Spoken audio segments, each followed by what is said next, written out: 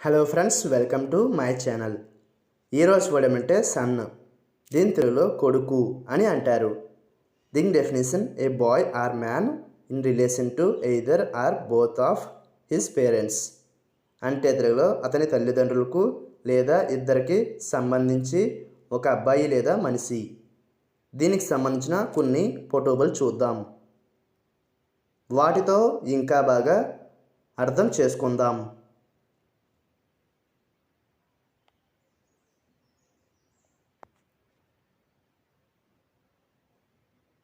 అలాగే దీనికి సంబంధించిన కొన్ని ఎగ్జాంపుల్ చూద్దాం.